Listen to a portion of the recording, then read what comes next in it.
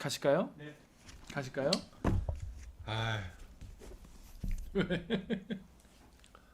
도망갈 데 없는 이 촬영. 그렇죠. 계속 막아뜨면 안 되는.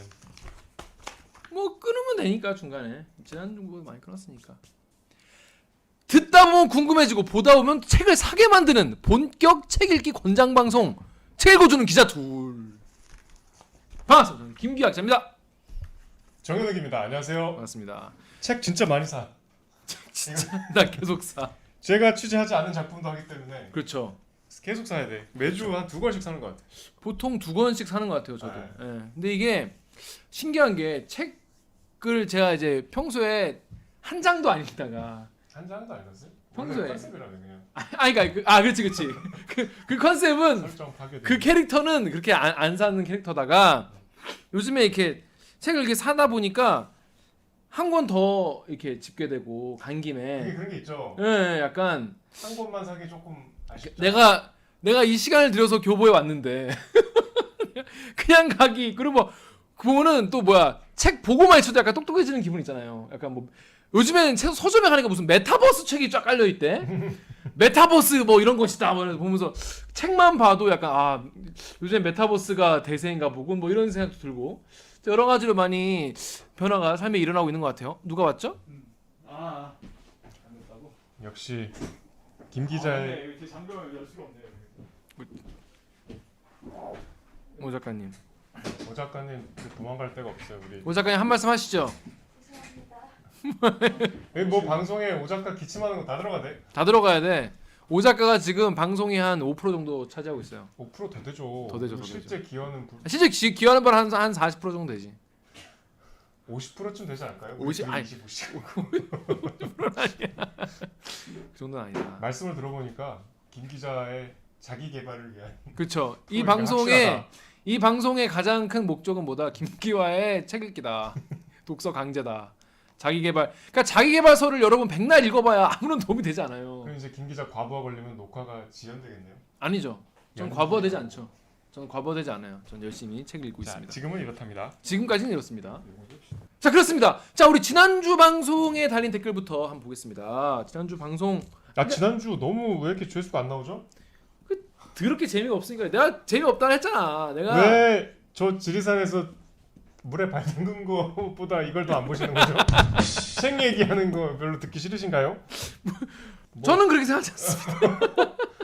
저는 조회수에 연연하지 않아요. 연연하던 저는 연연하지 않아요. 우키행이 연연해요. 저는 연연하지 않고 저는 데리키 시작할 때부터 조회수에 별로 연연하지 않아 왔습니다. 계속. 아니 뭐 좋아지겠죠. 근데 그렇죠. 지난주는 뭐 여러 번 얘기했지만 김 기자가 좀 걱정을 했잖아요. 네, 왜냐면 그렇죠. 왜냐면 녹화를 하고 나니까 내가 별로 재미가 없더라고. 그래서 내가 재미없으면 구독자들도 재미없거든. 근데 아시겠지만 지난주 거의 7대 3이었어요 비중이. 혼자 많이 하셨어요. 아 그런가요? 네. 그러니까 다 내 탓이다.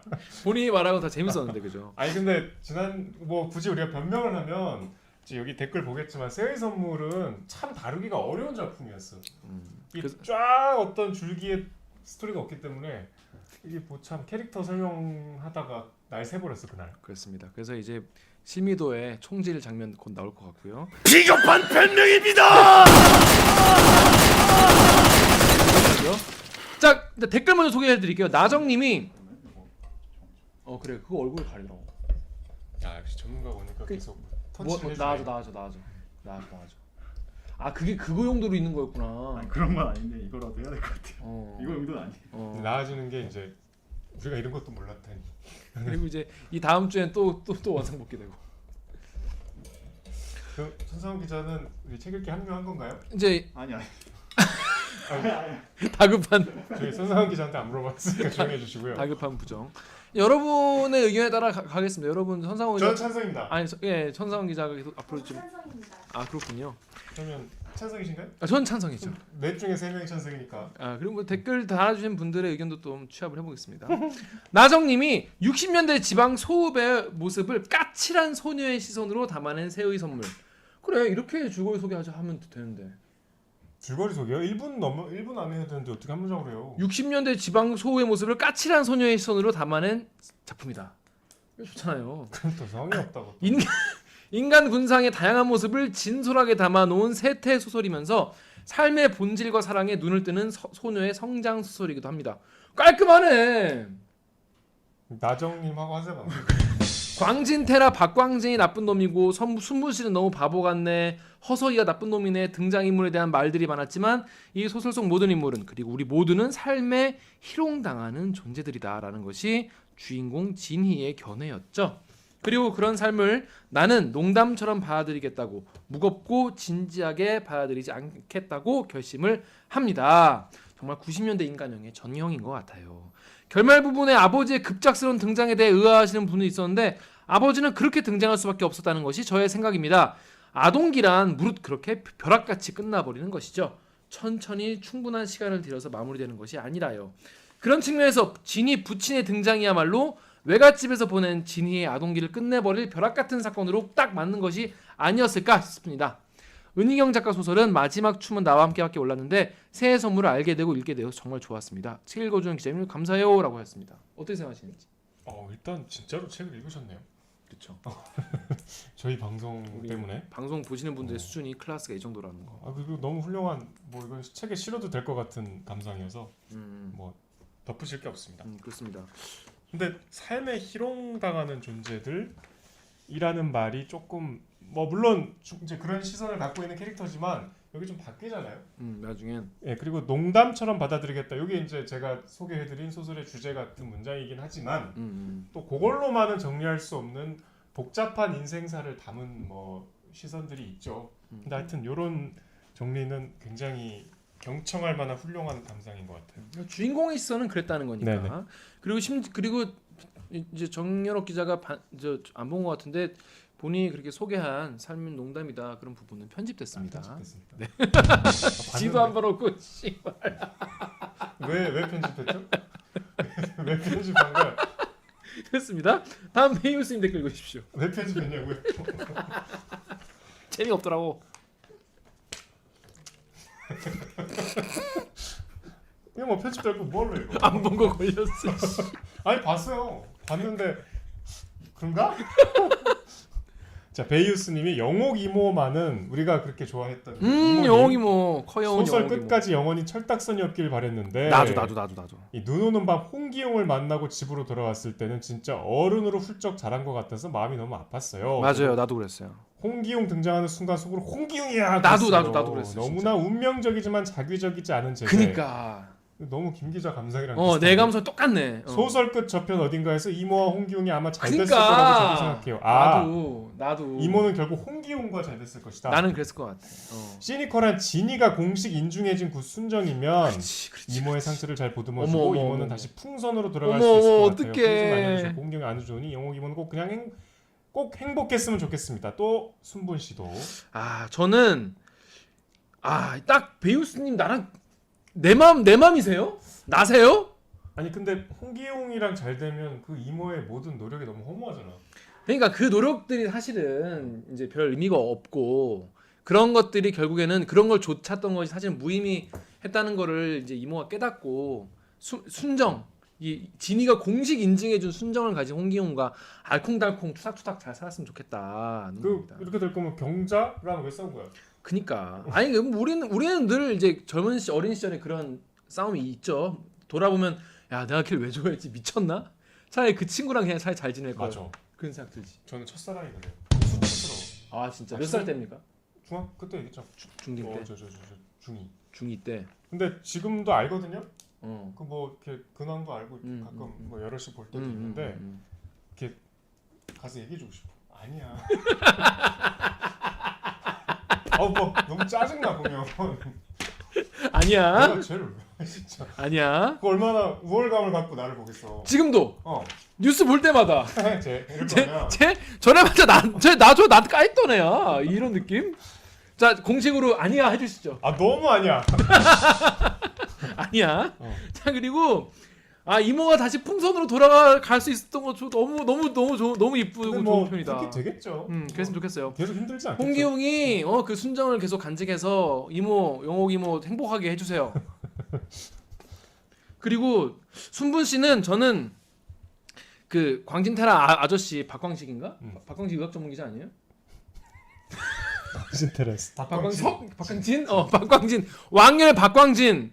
내가 말해서 박광진이가 나은 사람으로 개과천선하지 않을 것 같아. 내 생각에는 그렇게 쭉 참고 사시다가 나중에 아이 다 키우고 순분 씨가 복수.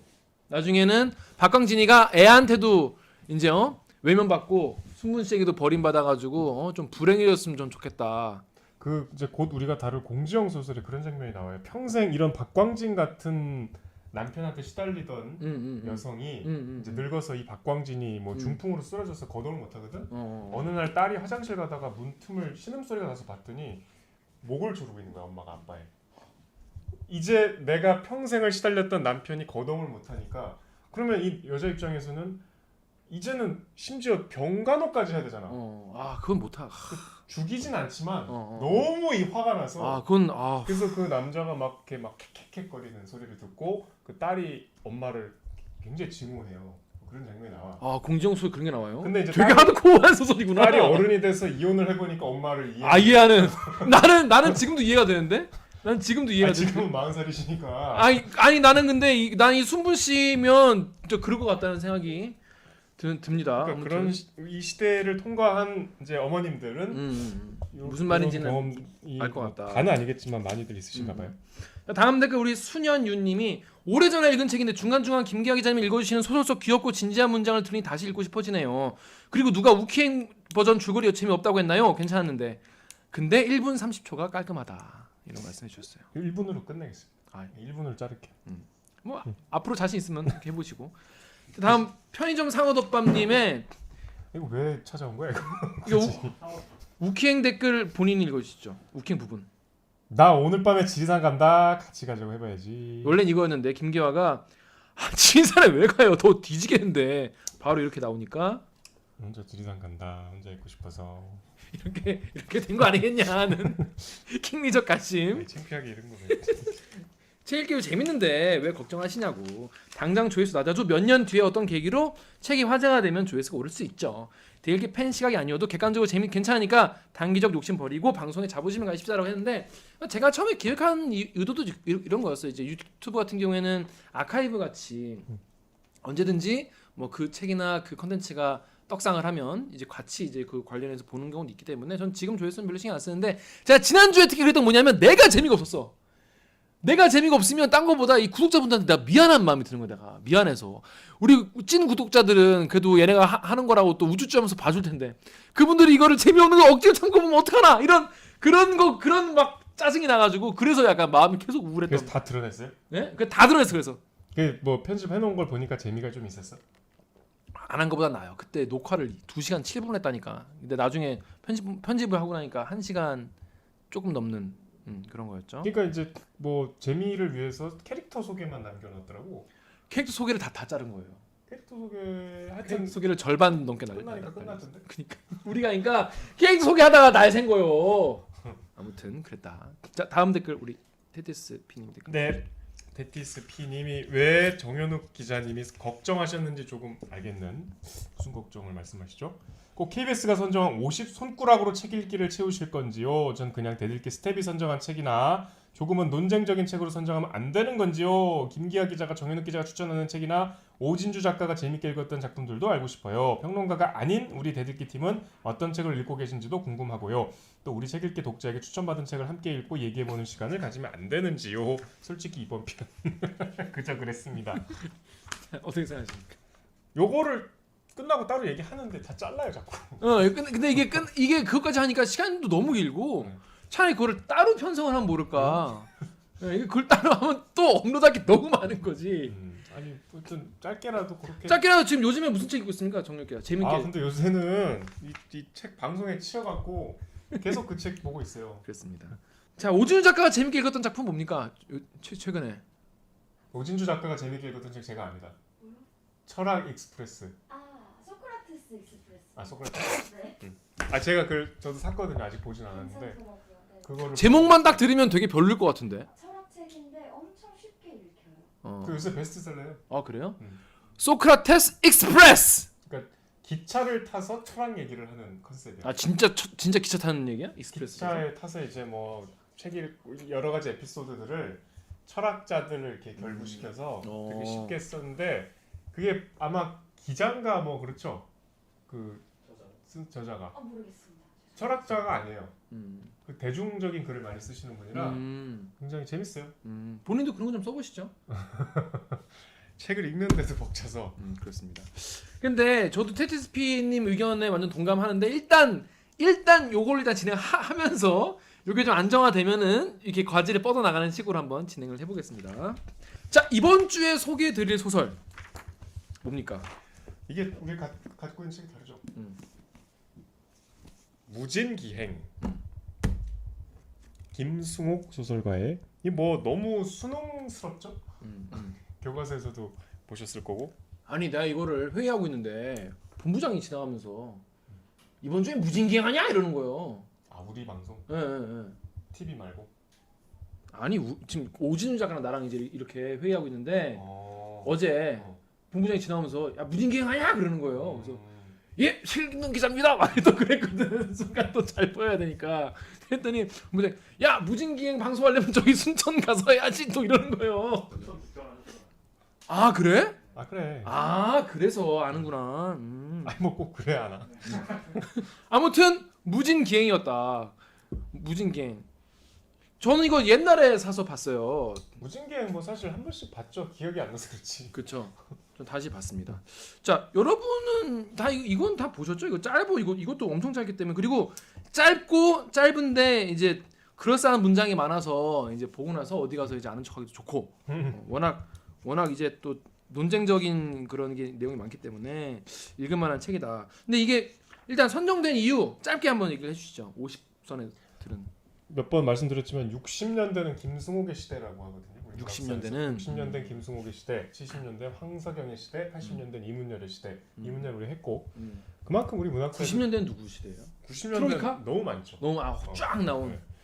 그래서 너무 우리 문학사에서 중요한데 왜 중요하냐면 이게 이제 제 개인적으로는 우리 소설의 시작을 이광수 무정으로 보잖아요. 맞아요. 1917년인데 흑. 네, 이제 무정. 무정이 장편 소설이고 첫 장편 소설이.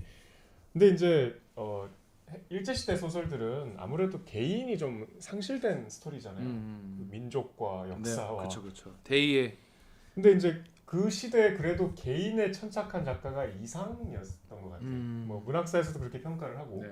이상은 내 감정, 그다음에 내 감정의 과정과 변화와 그다음에 거기서 겪는 여러 가지 상황들이 이제 굉장히 일기처럼 나오니까.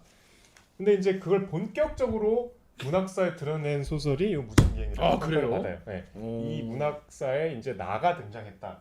저는 이상이 먼저 했다고 생각합니다. 근데 굳이 그걸 구분을 하자면 이상의 나는 조금 그냥 제가 쉽게 얘기하면 제 이해인데 대체기는 다 이제 둘의 이야기예요. 우리 둘의 이야기야. 이상의 나는 우리 그럴 때 있잖아요. 스스로 자뻑에 빠질 때, 특히 혼술할 때.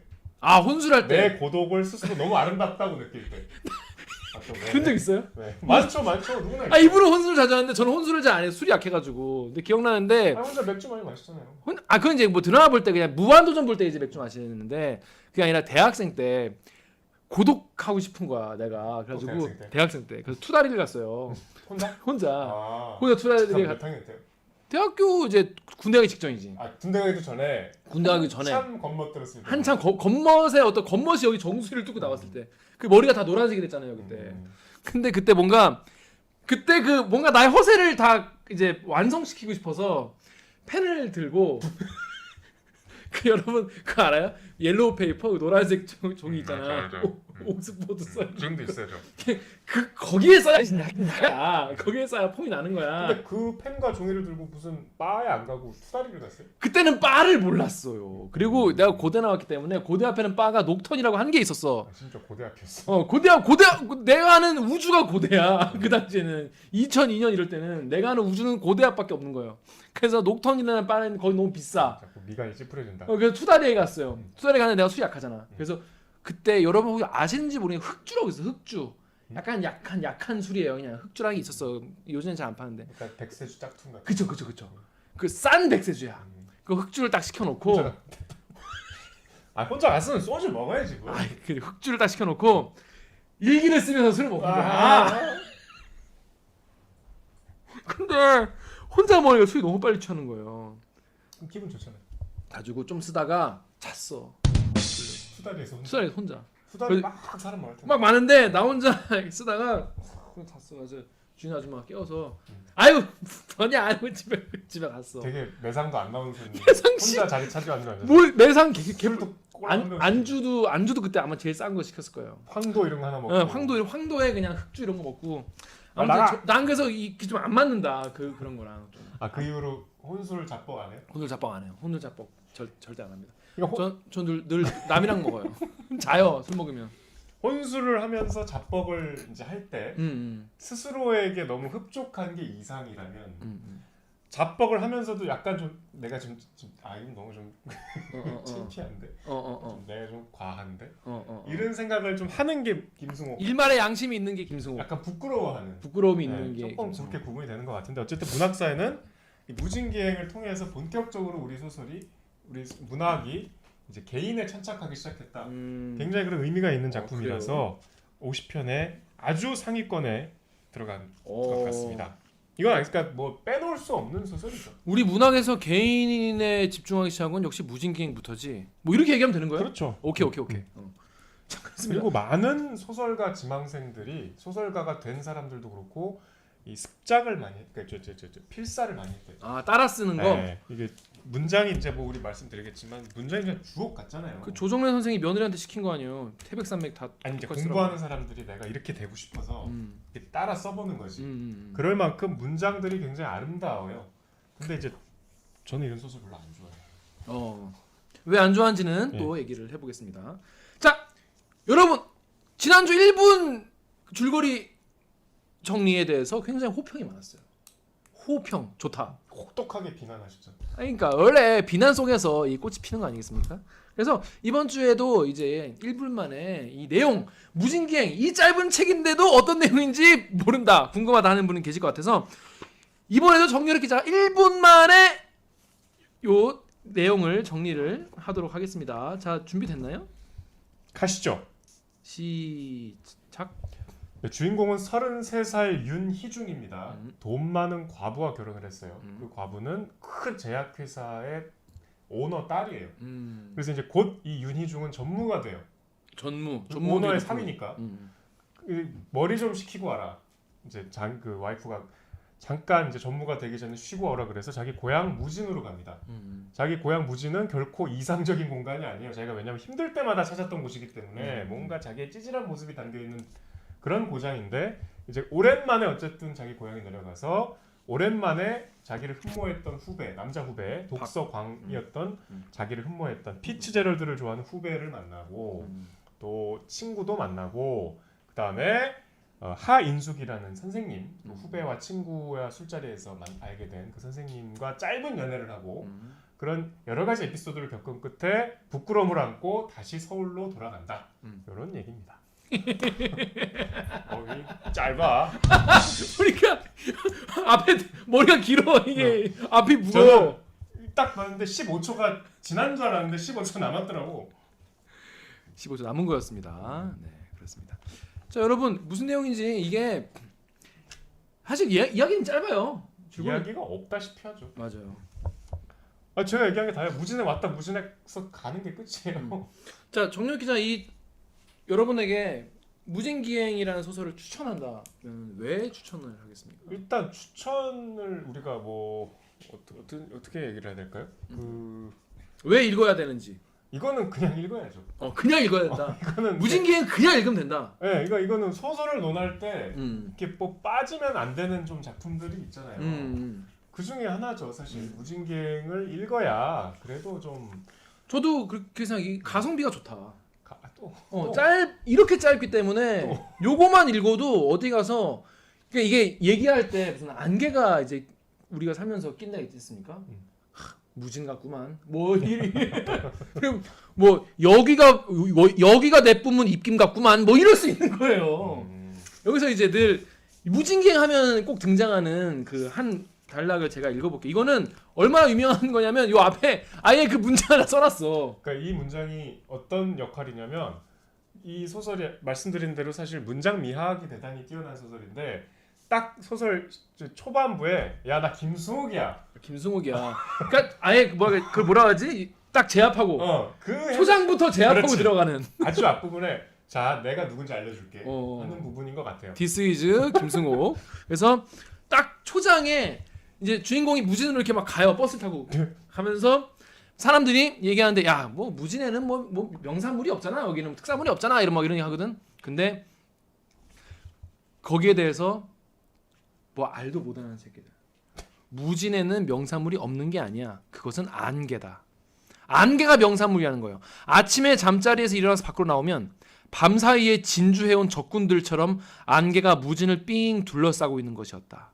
무진을 둘러싸고 있는 산들도 안개에 의하여 보이지 않는 먼 곳으로 유배당해버리고 없었다. 안개는 마치 이승에 한이 있어서 매일 밤 찾아오는 여귀가 뿜어내놓은 입김과 같았다. 해가 떠오르고 바람이 바다 쪽에서 방향을 바꾸어 불어오기 전에는 사람들의 힘으로서는 그것을 헤쳐버릴 수가 없었다. 손으로 잡을 수 없으면서도 그것은 뚜렷이 존재했고 사람들을 둘러쌌고 먼 곳에 있는 것들로부터 사람들을 떼어놓았다. 안개 갖고 누가 이렇게 글을 씁니까? 와, 쩐다. 이거 대단한 참. 이거에 대한 감상평으로는 쩐다. 빈곤한 언어. 너무 비루한 표현. 안개를 가지고 이렇게 써놨지만 그거에 대해서는 나는 쩐다라고밖에 할 수 없는 정말 빈곤한 단어 선택인 것 같아요. 근데 이게 보면은 안개를 잘 표현한 그 콘텐츠들이 많이 있지만 혹시 뭐 생각나는 게 있나요? 안개를 잘 표현한 콘텐츠요. 무진기행 말고. 글쎄요, 뭐가 있죠? 안개하면 그 살인의 추억. 그렇죠. 살인 추억에서 그 송강호가 그러니까 형사가 이렇게 허수아비가 이렇게 있고 거기서 이렇게 논이 쫙 하면서 확 안개가 끼면서 거기서 이제 오잖아요. 서울에서 거기 형사가. 누군지 모르는 상황을 그냥 그렇게 안개로 표현한 것 같은데 이게 영화니까 글로 이렇게 보이지 않는 잡히지도 않는 안개를 이렇게 저기 뭐랄까요, 되게 우울하면서 아름답게 표현하는 문장이 없죠. 그 뒤로도. 그렇습니다. 혹시 게임에서는 사일런트 힐 같은 영화도 경우는 있네. 그게 게임이 그래요? 나오고 그걸 영화로 한 거거든요. 아이 몰라 게임하면 알면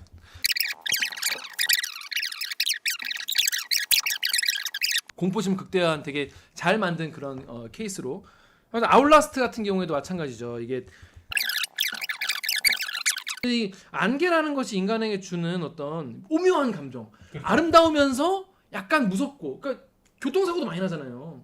그 예전에 그 인천대교인가 거기 거기서 어마어마했죠. 어마어마한 안개가 나가지고 그래서 그때 촬영 기자들 난리 났잖아. 상원아 그때 드론 분실했죠. 드론을 분실해 버렸잖아요. 사라졌어. 왜 그랬던 거죠 그게 그때? 드론 이제 그 원래 뭐라 해야 되지, 이거를 눈으로 보면서 비행을 해야 되는데 너무 안개 많이 끼니까 사라졌어요. 추적도 안 돼. 블랙박스 보면은 가다가 겨우 급정거해. 그래서 모녀였나봐 운전을. 어휴 살았다. 근데 뒤에서 꽝 계속 받는 거야. 쾅쾅쾅쾅쾅. 그러니까 그만큼 안개가 우리 주변에 많이 있는데 안개를 이야기할 때 빼놓을 수 없는 그 표현이 정말 여기에 한 장에 정말 녹아 있다. 또 하나 있습니다. 표현력의 백미는 이게 우리가 이제 고등학교 때 공감각적 심상. 공부할 때, 그러니까 중학교 때 원래 처음 배우잖아요. 내 마음은 호수요. 그러니까 그건 아니다. 소리 없는 이것은 This is 소리 없는 아우성. 아니지, 그건 역설적 표현 아니야? 그렇지. 노스텔지어의 깃발. 아니 뭐 공감각적 푸른 울음소리 뭐 이런 거지. 그래요. 근데 이제 고등학교 때 조금 더 고차원적인 공감각적 표현을 공부할 때 많이 예를 드는 게 바로 이 대목이에요. 그 이제 밤에 아까 제가 말씀드린 그 음악 선생님 인숙 씨와 밤길을 걸을 때 개구리 울음소리가 막 들리거든요. 언젠가 여름밤 멀고 가까운 논에서 들려오는 개구리들의 울음소리를 마치 수많은 비단족의 껍데기를 한꺼번에 맞부빌 때 나는 듯한 소리를 듣고 있을 때 나는 그 개구리 울음소리들이 나의 감각 속에서 반짝이고 있는 수없이 많은 별들로 바뀌어져 있는 것을 느끼곤 했다. 그 개구리 소리가 별 같다는 거잖아요. 근데 개구리를 바로 별이라고 하면 이상했을 것 같은데 중간에 비단조개를 끼니까 나도 이제 약간 그래 그 조개들 왜 그 뭐야 그 이 꼬막 같은 거 씻을 때 꾸액꾸액 소리 나거든요. 꾸액꾸액 막 바지락 칠 때 꾸액꾸액 소리 나.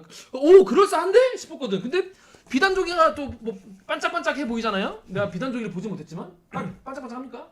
비단벽에도 저 못 봤습니다. 그러니까 비단조개는 못 봤는데 아무튼 뭐 반짝반짝할 것 같잖아. 그 다음에 멍게로 이어지니까 그럴싸한데? 라고 생각이 드는 것이죠. 보면은 전반적으로 근데 이게 뭐 아름다운 것도 있지만은 전반적으로 우울해요. 이 내용 자체가. 이게 그러니까 이게 얼마나 좀 아까 제가 뭐 개인에 대해서 말씀드렸는데 이 저기 주인공이 이제 아까 윤희중이란 분이 자기 옛날 얘기를 하는데 얼마나 이게 시대와 이렇게 탈색된 시대로부터 무관한 캐릭터냐면 이런 말이 나와요. 이제 자기 옛날 얘기하면서 이 양반이 이제 저 서울에 있다가 6.25 나니까 걸어서 무진까지 피난을 왔다는 얘기가 있잖아요. 이 옛날에. 무진이 많이들 아시겠지만 이제 가상의 공간이지만 작가의 고향인 순천이라고 알려져 있어요. 거의 작가도 이제 인정을 했기 때문에 순천이에요, 그냥. 그래서 제가 이 책을 처음 읽은 게 제가 이제 지역근무 순천에서 했는데 처음 순천 내려갈 때 기차에서 읽었어요. 이거 왠지 야 이거 뭐 꼭 읽어야 될 것 같아서. 소설 도입부 같잖아 뭔가. 나는 순천으로 하는 기차에 몸을 실었다. 순천. 그 전날 지금도 기억나. 전날 김기아 기자가 포함되어 있는 이제 회식을 거하게 하고. 네, 거하게 하고. 그 저와 사고 났는데. 아이 닥쳐. 그 거기 대방동에서 아, 양꼬치 먹고 그 다음 날. 오케이. 그 다음 날 그 기차에서 굉장히 숙취에 시달리면서 읽었는데 그 제가 순천을 처음 가기 직전에 이걸 읽었으니. 그러니까 얼마나 뭔가 누군가가 무진기행을 읽기 가장 완벽한 조건이네요. 약간 얼마나 숙취에 있는 상태에서. 기대를 했어요. 그러니까 순천에 대해서 안 게 없어. 안 게 없어? 안 게 없고 여기 보면 순천이 되게 이 말은 맞아요. 순천이 바다가 가깝지만 그렇게 가깝진 않거든요. 그리고 순천이 전라남도가 곡창지대인데 순천에는 산이 많아서 넓은 논밭이 없어요. 이제 작가님한테 그래. 작가님한테 안 게 없어 이러지 그랬어. 부끄러워. 작가님한테 물어봤어요? 만나본 적 있잖아요. 실제로 가서 순천에서. 41년생이시라. 41년생이시라. 안 게 없던데? 이게 뭐지? 말씀을 드리느라 하여튼 네 못했다고 합니다. 그런 좀 바다와 가깝지만 또 바다 관광지도 없고 그렇다고 해서 막 논밭이 펼쳐진 전형적인 호남의 도시도 아니고 애매하긴 해요. 근데 그래서 여기 보면 끊임없이 그 짠내를 묘사하잖아. 그래서 아까 우리 안개 묘사한 직후에 막 버스에서 조는 것도 어떻게 이렇게 얘기하죠? 그러니까 우리가 버스에서 이렇게 졸 때 막 바람 창밖에서 불어올 때 햇볕의 신선한 밝음과 살갗에 탄력을 주는 정도의 공기의 저온 그리고 해풍에 섞이는 정도의 소금기 이 세 가지만 합성해서 수면제를 만들 수 있다면 뭐 이런 얘기가 나오죠. 나중에 그거 팔면 부자 될 거라는 얘기도 나오잖아요. 그러니까 제가 그냥 졸린데 이렇게 얘기한 거예요. 그만큼 이제 해풍이라고 자꾸 이렇게 소금기가 바람에 있다고 하는데 잘 모르겠어요. 해풍 없어. 뭐 60년대 순천하고 좀 다를 수도 있겠지만 60년대 순천에는 그 안개가 많았을 수도 있잖아요. 근데 요즘에는 환경 파괴 때문에 없어진 걸 수도 있잖아. 그런가? 인간의 욕심 때문에. 아니 없는데 아무튼 그 순천에 피난을 걸어서 갔다는 얘기가 나오잖아요. 천리길을. 네, 그래서 이 사람이 이제 병역기 피자였나 봐요. 어머니가 집에다 숨겨놨나 봐. 그래서 이런 문장이 나와. 모두가 전쟁터로 몰려갈 때 나는 내 어머니에서 물려받은 골방 속에 숨어서 수음을 하고 있었다. 수음이 뭔지는 아시죠? 그러니까 굉장히 이기적인 그렇죠. 이 시대의 격변과 무관한 그냥 그런 되게 센티멘탈한 남자인 거예요. 계속 그 남자의 사색이 아름다운 문장으로 계속 읊조리죠. 근데 얘기한 것처럼 일말의 부끄러움은 있는 부끄러워할 줄은 아는 그런 그 부분까지 읽으면은 약간 전 그 다자의 오산무의 인간 실격 예. 약간 그 생각이 나가지고 너무 애가 뭐 무력하고 막 그런 애같이 보이는 거예요. 근데 그 정도 아니고 이제 나중에 뭐 자기 할 일은 다 하는. 아니 근데 어쨌든 좀 그 쉽게 얘기하면 쓰레기 같은. 의 이제 정점은 그 하인숙을 만나면서부터죠. 근데 그 전에도 보면은 이런 얘기 나와요. 그 무렵에 쓴 나의 일기장은 그 후에 태워버려서 지금은 없지만 모두가 스스로를 모멸하고 오욕을 웃으며 건디는 내용이었다. 그러니까 자기도 자기가 쓰레기인 걸 알아. 그러니까 이 공간이 늘 자기가 좀 힘들거나. 근데 나도 태워버렸어. 왜냐? 이게 지우고 싶거든. 자기의 그 당시를 자기는 이제 지우고 이제 그때를 그냥 잊고 그냥 외면하고 싶은 거죠. 그러니까 그런 캐릭터인 거예요, 기본적으로. 싫지만 또 부정할 수 없는 부정할 수 자기의 없는. 모습이라 양심이 있어서. 무진에 오는 게 싫지만도 않지만 그렇다고 반갑지 않은 되게 뭐 우리 그렇잖아요. 맞아요. 우리가 고향이나 집을 늘 뭔가 아늑하고 돌아가고 싶은 곳으로 표현하는 것도 좀 도식적이죠. 얘기한 것처럼 무진에 잠깐 쉬러 내려가는 거예요. 그렇죠. 내려가서 이제 겪는 일인데 메인 등장인물이 셋밖에 안 돼요. 셋. 박 동생 후배 음. 후배. 그러니까 이 주인공을 막 이제 따르는 주인공 빼고 셋. 빼고 셋. 그리고 주인공의 이제 동창이죠. 동창인데 지금 세무서장이 된 조. 아니 근데 이 주인공이 33인데 옛날엔 세무서장을 33만 대도 했나 봐. 그러니까 그리고 하인숙 하인숙 음. 하인숙 맞죠? 하인숙 그 여자. 음악 이 세 선생님. 명이 이제 주 등장 인물이에요. 근데 어떻게 생각하십니까?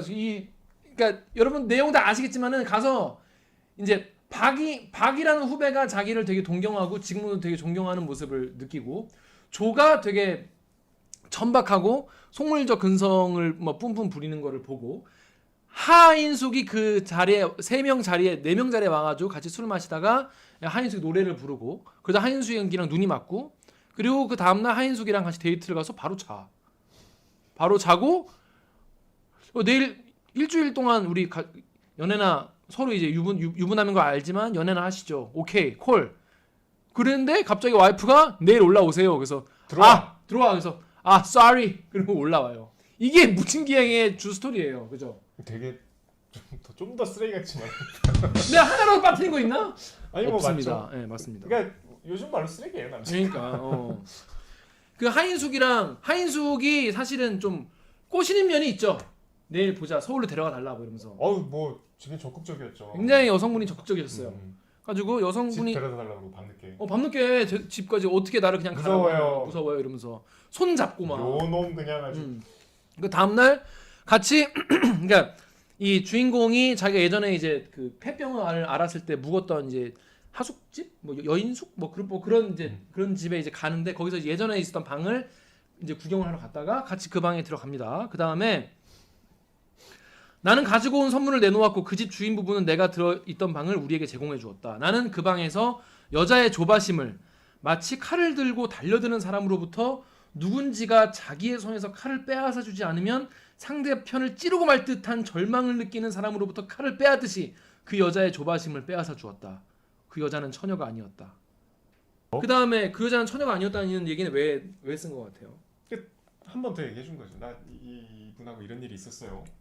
나는 이 부분이 주인공이 죄책감을 스스로 덜어내려고 썼다는 생각이 들었어요. 뭐 그런 측면도 있겠죠. 네. 뭔가 그래서 더 비겁해 보였어요. 더 이렇게 책임을 느낄 필요가 없는 상황이라는 없어 걸 보이려고 강조했겠죠. 한 것 같아요.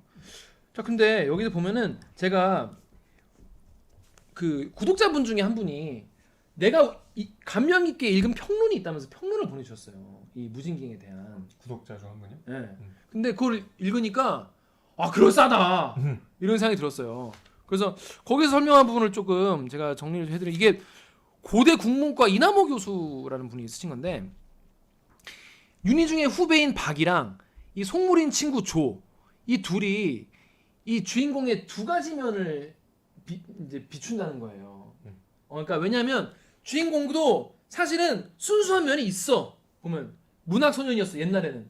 근데 그 옛날에 자기가 문학소년이었던 그 고향의 그 모습을 아직도 간직하고 있는 게 후배야. 박. 순수한 모습. 그래서 하인숙이 좋아가지고 막 이렇게 연애 편지도 보내고 책도 여전히 많이 읽고 학교에서 선생을 하면서 약간 무력하지만 순수했던 모습을 가지고 있고 자기가 사실은 내가 출세하고 싶은 욕망이 있는 거지. 출세하고 속물적인 자아가 있어. 그래서 지금 제약회사의 오너의 딸이랑 이제 결혼을 했죠. 근데 그런 자기의 그 모습을 정말 지금도 너무나 적나라하게 가지고 있는 게 친구 조야. 그래서 세무서장이고 일부러 자기를 잘난 척하려고 그 사무실을 불러가지고 자기 이거를 이렇게 토요일이라 바빠. 이러면서. 근데 그거는 명백하게 나와요. 뭐냐면 나 토요일이라서 바빠라고 하는데 그러나 그의 얼굴은 바쁜 것을 자랑스럽게 여기고 있었다. 바쁘다. 자랑스러워할 틈도 없이 바쁘다. 그것은 서울에서의 나였다.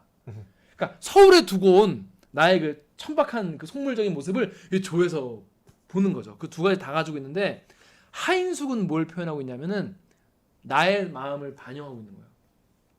속물적 근성이 있어서 서울에 가고는 싶지만 무진에 남아 있긴 싫고 하지만 무진에 남아 있을 수밖에 없고 그러면서 하지만 그 자아가 막 이 순수와 이 속에서 막 혼란스러워하고 있는. 그래서 그 여자와 자게 되는 서로가 서로의 그 똑같은 모습을 반영하는 걸 알게 돼서 서로 자게 된다는 그런 이 세 인물을 통해서 이 주인공의 모습을 반영시켰다. 뭐 이런 분석이 있는데 읽으면 그럴싸하더라고요.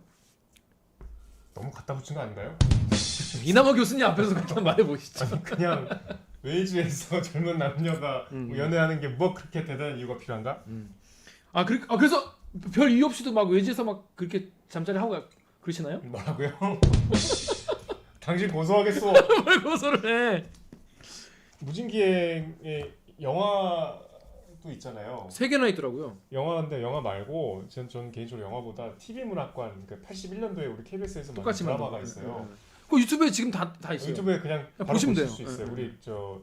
우리 시대 소설 리포트에도 사용된 드라마인데 그 81년도에 나왔거든요. 굉장히 꽤 잘 만들었어요. 그 박근영 선생님이 이제 주인공이고 지금 김미숙 선생님이 거기 저희 하인숙으로 나오는데 첫 장면이 이제 이 무진으로 가는 장면이 아니고 그 남자가 이제 침대에 아주 권태롭게 누워 있는 거야. 그래서 이제 부인이 뭐 이제 전문의 되실 건데 뭐 이렇게 박근영 선생님이 81년도 굉장히 잘생겼어요. 진짜 미남이에요. 이 무진기행 속 남자 우리가 상상했던 남자보다 훨씬 잘생겼어요.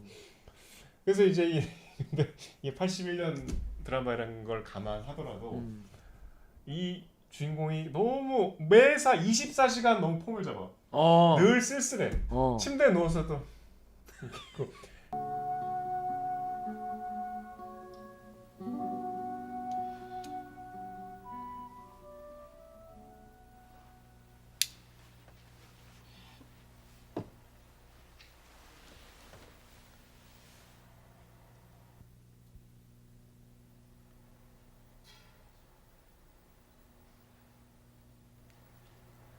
당신은 이상한 남자야. 당신한테는 꼼짝할 수가 없어. 여자를 사로잡는 힘이 당신한테는 있어요. 당신은 대단한 남자야. 그런 대단한 남자가 당신이 사육하는 애완용. 싫어요. 그런 얘기. 일어나자마자 담배 이렇게 피우고 늘 그리고 술잔을 들고 있고 후삭을 계속 잡는 거예요. 너무 자꾸 잡아. 그러다가 그 이제 절정이 여기서 이제 기차를 타고 가더라고. 무진 내렸는데 이제 미친 여자가 이제 지나가면서 막 이렇게 항상 이렇게 머리 쫙 넘기고 넥타이를 무진 가는데 왜 이렇게 그러게 쉬러 간다면서? 그 미친 여자가 지나가니까 이제 그럼 PD한테 물어봐야겠네. 그 역장이 저 여자 또 왔네죠. 그랬더니 이제서야 제가 무진에 왔다는 생각이 드는군요. 이게 무슨 말이요? 그랬더니 예전에 한 젊은이가 있었죠. 답답해서 미칠 뻔했답니다. 수고하십시오. 그게 본인이야. 그래, 본인이 얘기인 거네. 그렇지. 하지만 그 오그라드는 감정. 이 겉멋, 놓을 수 없는 이 에 대한 그 집착. 근데 그게 이 소설에 나와요. 어디서 그러냐면은 이제 그 여자를 꼬셔가지고 이제 서로 꼬신 거죠. 서로 잘 돼가지고 이제 사랑한다고 얘기를 하려다가 이제 말잖아. 말고 우리가 바닷가에서 읍내로 돌아온 것은 저녁에 어둠이 밀려든 뒤였다. 읍내에 들어오기 조금 전에 우리는 방죽에서 키스했다.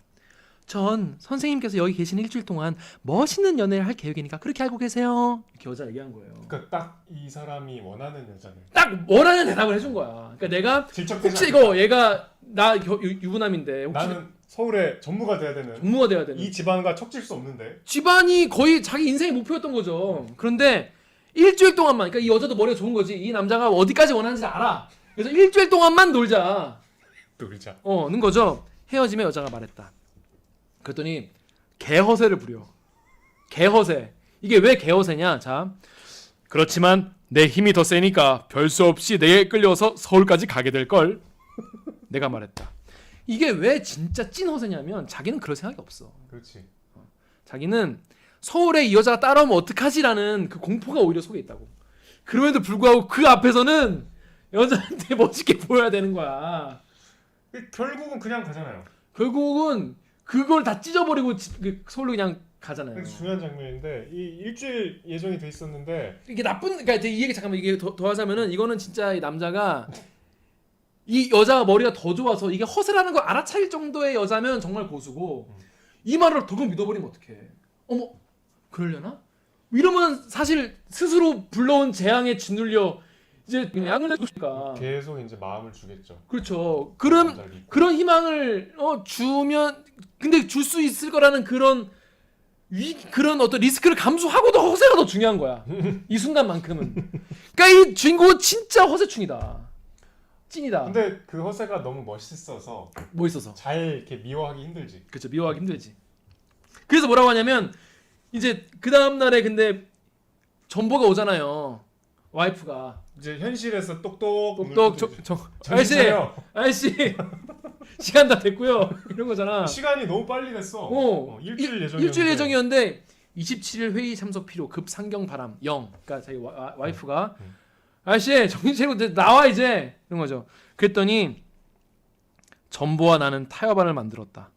한 번만 마지막으로 한 번만 이 무진을 안개를 외롭게 미쳐가는 것을 유행가를 술집 여자의 자살을 배반을 무책임을 긍정하기로 하자. 그 드라마 보면 박근영 선생님 요 대사를 되게 맛깔나게 찰지게 해요. 내레이션으로. 비교를 한번 마지막으로 한 번이다. 꼭 한 번만. 그리고 나는 내게 주어진 한정된 책임 속에서만 살기로 한다. 전보여 새끼손가락을 내밀어라. 나는 거기에 약속한다. 우리 약속했다.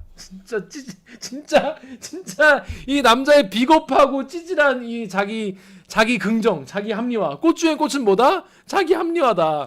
그런데 그 뒤로 바로 또 편지를 쓰잖아요. 하인숙한테. 하인숙한테. 자기 떠나야 되니까. 아무튼 이 모습을 이렇게 뭐랄까 그 추하고 정말 비겁한 자기 합리화를 이렇게 멋있게 썼다. 일단 그게 대단하다. 그러니까 그 뒤에 이제 전보를 받고 이제 잘 떠나야 되니까 편지를 쓰거든요. 그것도 뭐 전보의 눈을 피할 편지를 썼는데 전보의 눈이 달렸나? 진짜 정말 비겁하다. 정말 비겁함을 이렇게 승화시켰다는 거죠. 그러니까 편지는 전보와 달리 이제 구구절절해요. 구구절절하지. 그리고 편지도 굉장히 설득력이 있어. 음. 근데 이게 보니까 이 주인공은 김수목만큼 글을 잘 못 쓰나 봐. 이 편지는 조금 문장이 좀 유치해요. 정확해. 네. 하여튼 뭐 그래서 이 저 인숙 씨한테 나 저기 곧 너 데리러 올 거다. 너 부를 거다. 이런 메시지를 남기는데 이게 결국은 그 편지를 보내냐?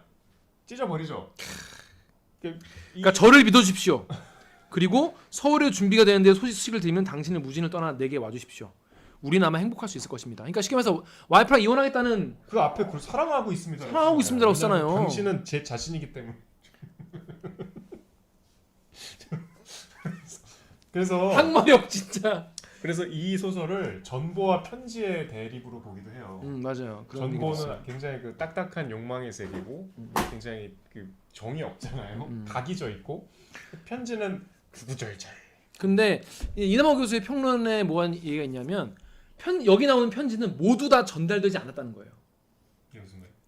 여기서 나온 편지는 다 수십 년 안에 가지 않아. 중간에 찢어지거나 불태워지거나 닿지 않거나 그러는데 예전에 쓴 편지도 전보는 무조건 동해에 가서 명징한 사무적 메시지를 전달한다는 거죠. 그래서 이게 전보와 그렇죠. 이게 다르다는 얘기를 하는데 제가 이거를 되게 그러니까 이 얘기 마저 하자면은 그리고 읽어봤다. 또 한 번 읽어봤다. 그리고 찢어버렸다. 그러니까 자기 써놓고 자신이 없는 거야. 지금 편지를. 편지를. 자기가 자신이 없으니까 찢어버리죠 결국 그리고 덜컹거리며 서울로 가는 거죠. 서울로 올라가면서 하얀 팻말을 봐. 당신은 무진을 떠나고 있습니다. 안녕히 가십시오. 라고 쓰여 있었다. 나는 심한 부끄러움을 느꼈다. 엔딩이 난 너무 좋은 것 같아. 그 마지막 문장이 부끄러움이잖아요. 나는 이런 엔딩이 좋아. 그러니까 내가 왜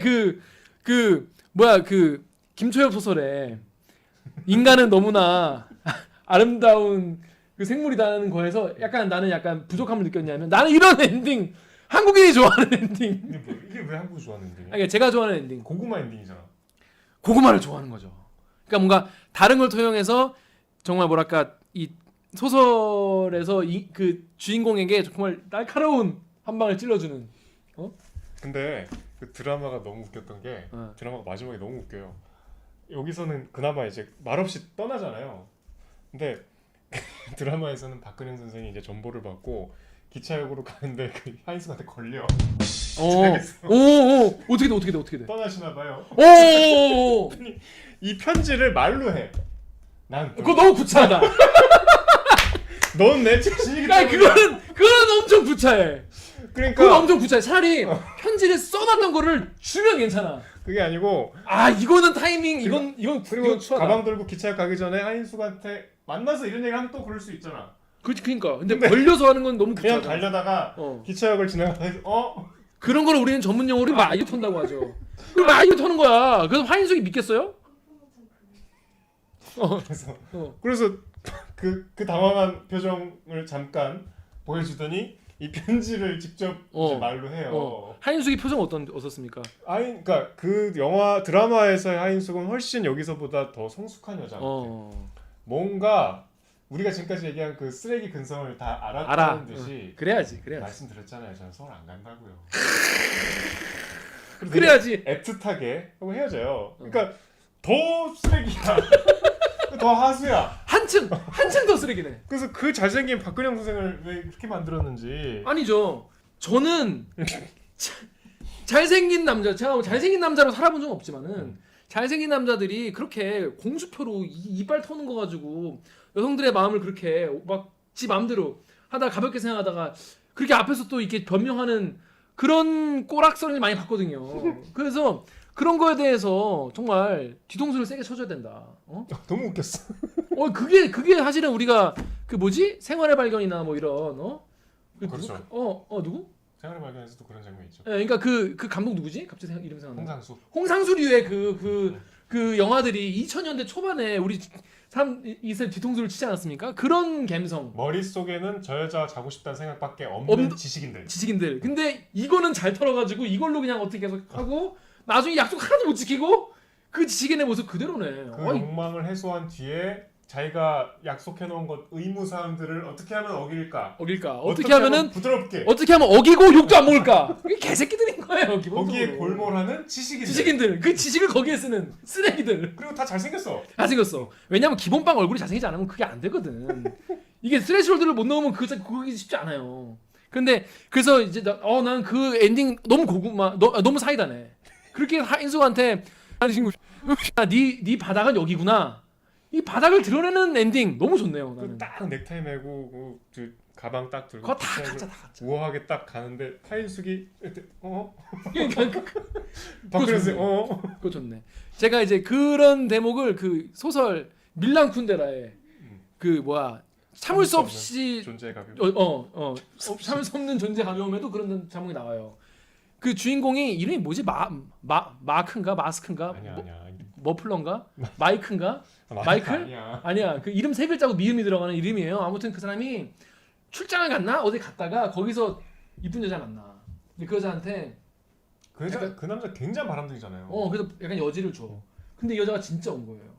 그리고 맞아. 그 장면이 있다. 그 묘사한 장면이 있어. 그러면서 트렁크를 가지고 여자가 트렁크를 이만한 걸 가지고 오는 아니 거야. 우연히 만난 여자가 아니라 원래 알던 알던 여자잖아. 여잔가? 찾아온 여자가. 아무튼 자기 일상에 별로 이렇게 그냥 해본 얘기인데 여자가 진짜 와.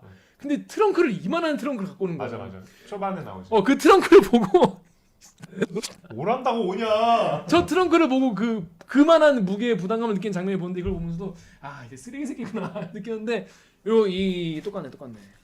그 드라마를 꼭 보세요.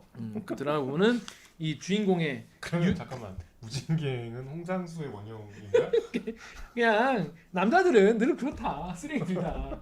근데 여기서는 심한 부끄러움을 느꼈다는 걸로 봐서 일말에 부끄러움은 아는 그러니까. 부끄러움도 모르는 놈들도 있어요. 그런 거지 양아치라고 그러죠. 그런 사람들은. 그냥 까먹지. 그냥 아예 그냥 잊어버리지. 그렇지. 그러면 안 되는데. 그런 소설입니다. 굉장히 그러니까 이 문장이 얼마나 위대해. 이 쓰레기를 이렇게 미워해 주잖아. 그렇죠.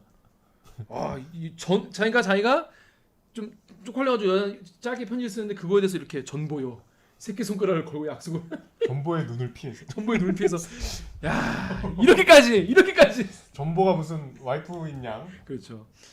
참 저는 그래서 이거 보면서 정말 속물은 옛날도 똑같고 순수한 옛 시절을 그리는 것도 똑같고 근데 또 순수가 꼭 뭐 옳은 것인지 그런 것도 잘 모르겠지만 저는 그렇게 생각해요. 본인이 이 속물의 삶을 선택한 거잖아요. 이 주인공은 윤희중은. 그렇죠. 내가 세속적인 전무가 되기 위해서 그런 말 나와요. 뭐 이 친구가 야 내가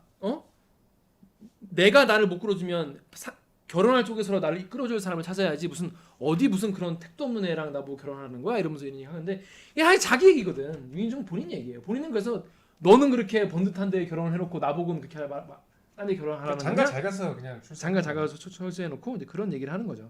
야, 이 야가 빠진 놈아. 넌 백 좋고 돈 많은 과부 물어놓고 난 기껏 어디서 굴러온지도 모르는 말라빠진 음악 선생이나 차고 있으면 네 속이 시원하겠다는 거니? 응? 너만큼 살면 여자가 거지라도 괜찮잖아. 그래도 그게 아닙니다. 내 쪽에 날 끌어줄 사람이 없으면은 처가 쪽에서라도 누가 있어야지. 응?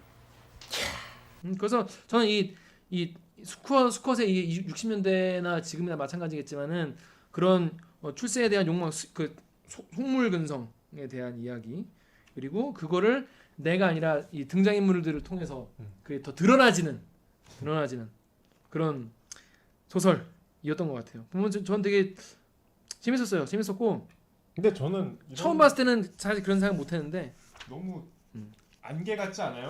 별말도 왜 안개 같죠? 그냥 이렇게 젖어들잖아. 이렇게 딱 끊지 않잖아. 자, 근데 이 책을 누군가에게 어떤 친구에게 추천해 주고 싶습니까? 이게 저는 20대 초중반 남자한테 좀 추천해주고 싶어요. 20대 초중반 남자분들 무진기행 읽으십시오. 왜? 김 기자가 투다리 갔을 때의 나이잖아요. 그렇죠. 그러니까 제가 돌이켜 맞네, 보면 딱 그 나이네. 10대보다 그러니까 20살 때 제 인생에 제일 철이 없었던 것 같아요. 맞아요. 20살은 이제 미성년자한테 주어졌던 족쇄가 다 풀리잖아요. 그렇죠. 술도 마실 수 어른이죠, 있고, 어른. 필 수 있고, 그게 뭐 고등학생 때처럼 간섭하지 않고 내 마음대로 하루를 보낼 수 있잖아요. 그러니까 자기 자신이 굉장히 컸다고 착각을 하고, 그렇죠. 거기에 있어서 자기 자신을 대단히 미화하고, 그 미화하는 과정을 스스로 도취돼서 자기 연민에 확 빠지는. 바깥에서 보면 그죠. 근데 누구나 그런 성장을 거쳐요. 나도 그때 내가 조국과 민족을 구할 줄 알았어. 뭐 그러니까 운동권이 좀 약간 그런 시기 어린 감수성이 있죠. 그렇죠. 왜냐면 그 나이 때문에. 근데 이제 그게 처음에는 자기한테 빠지다가 이게 이제 연애를 하면서 그 찌질함이 확장된다고. 찌질함의 확장. 찌질한다는 거를 우리가 싸이월드 감성하잖아. 약간 좀 자괴감 조소하듯이. 그렇죠. 옛날에 우리가 이랬지. 그쵸. 근데 싸이월드를 한참 했을 때는 그걸 몰랐을 거 아니야. 몰랐죠. 그러니까 이게 벗어나 보면 되게 바보 같다고. 근데 20대 땐 그를 약간 모르고 막 허우적대면서 그 안에서 스스로 되게 멋있다고 생각하고 진지하다고 생각하고 그 나이 때는 그게 진짜 그래. 오락가락하고. 그 나이 땐 그래. 나도 그럴 때 이걸 한번 봐라. 일단 봐. 정신 차려 이 새끼야. 정신 확 그냥 하고 싶습니다. 맞습니다. 우리 허위 의식을 뒤집어주는. 근데 딱 몰라 또 보면 몰라 또. 그럼 또 이제 문장 또 하면서 막 또 이거 모르겠지 또. 이것도 외워갖고 또 여기가 그냥 입김을 뿜었구만 말하면서. 그래서 실제로 이거 한참 막 유행할 7, 80년대 그렇게 기차역 가서 무진행이요 이런 애들이 많았대. 아 무진행 어디냐고. 무진행이요. 문학 소년들이. 없어 임마. 문학은 많이 알았지만 한국지는 잘 몰랐던. 어? 이런 식으로 이렇게 허세를 또 가서 또 술 한잔 하고 또 그렇지. 가면 또 한식 같은 여자가 있을까 또 이런 헛된 기대. 제일 찌질한 건 내 감성이 잠깐 막 스스로 생각하다가 생각이 안 나서 이 책을 막 찾아보고 그런 적 있었던 것 같아요. 그런 게 문학 소년인 거죠. 그런 게 문학 소녀들. 그러니까 그럴 때라도 써먹어라. 그럴 때라 써먹어라. 좋다. 재밌다. 이거 짧아서 여러 번 읽을 수 있어요. 전 좋은 것 같습니다. 자, 여러분 무진기행 다들 한번 보십시오. 이게 보셨던 분들 또 보십시오. 또 읽어도 재밌네요. 저도. 아무튼 이 김승욱 작가의 소설이 전반적으로 약간 이제 멜랑콜리하고 이 남자들 그 당시 남자들의 약간 이상한 그런 지독한 외로움을 좀 이상한 방식으로 드러내더라. 근데 그거를 미친 문장력으로 아름답게 펼쳐내 보이는 뭔가 이렇게 몽환적이고 몽환적이고 퇴폐미 아름다운 퇴폐적인 그쪽으로 상황. 그래서 본인도 1960년대를 고려하지 않는다면 내가 쓴 소설은 지독한 염세주의자의 기괴한 독백일 수밖에 없다 이런 얘기까지 했는데 자 김승욱 작가 이런 글을 쓰니까 시대에 이렇게 짓눌려 있는데 이 짓누른 시대를 빼고 보면 이상한 놈이라 이거지. 그러니까 근데 약간 나에게는 김기화한테는 약간 인생 소설 이런 건 아닌 것 같아. 약간 나랑 취향은 좀 안 맞아. 그러니까 왜 대단한지 알겠는데 막 뭐랄까 너무 좀 그래. 별로 불편해. 그렇죠. 그런 면이 있죠. 난 약간 힘이 나는 게 좋거든요. 보고 나서. 그런 쾌감이 없어요. 김승옥 소설. 그냥 아름다운 문장에 젖어들다가 끝났네. 끝났네. 이런 기분 더럽네.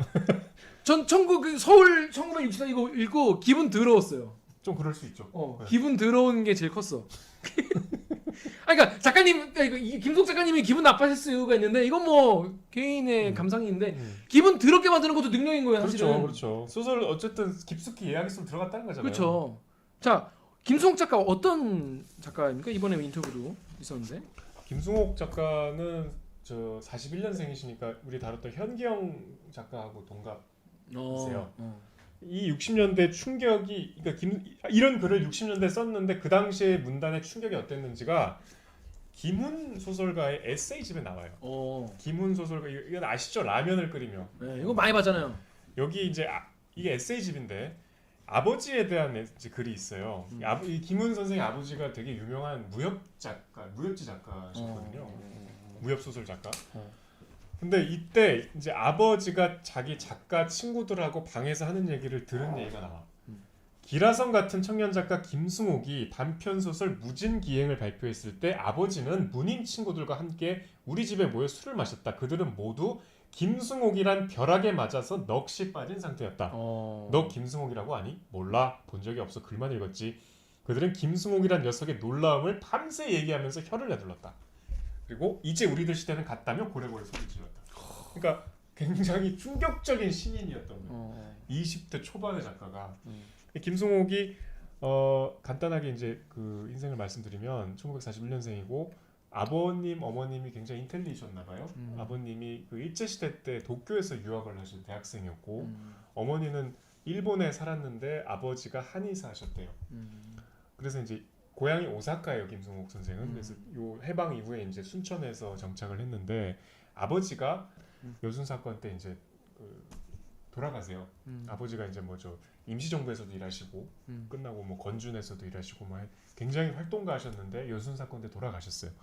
그래서 이제 어머니는 얘가 이렇게 아버지처럼 막 그런 식으로 되면 안 되니까 이제 좀 얌전하게 컸으면 근데 워낙 공부를 잘했으니까 순천에서 뭐 우리 작가님 잘 아시겠지만 순천 고등학교가 진짜 수재들만 갈 수 있었거든요. 그래요? 순천고 가서 학생회장이었대요. 본인은 어디 나왔어요? 순천여고, 순천고만큼 명문. 아 그래요?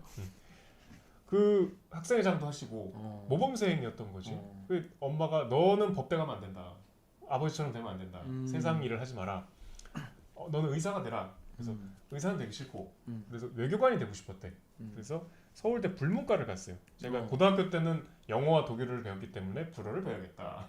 그래서 불문과를 갔는데 그때까지만 해도 문학에 별 생각이 없었는데 이 60학번이 기라성 같은 사람들이 서울대 60학번? 대표적으로 우리 모르시는 분도 많이 계시겠지만 김현이라는 문학평론가가 있어요. 네. 그러니까 우리 김현과 김윤식 하면은 이제 대한민국의 문학평론계에 정말 거두에 다 돌아가셨는데 정말 이 문학사에서 빼놓을 수 없는 문학평론가지만 그 김현이 동기고 그다음에 우리 다 알고 있는 이청준이 동기고 그리고 위에는 선배로 김지하가 있고 그리고 그 당시에 교수가 이어령 선생이고 그 당시 이제 20대가 시간 강사였겠지.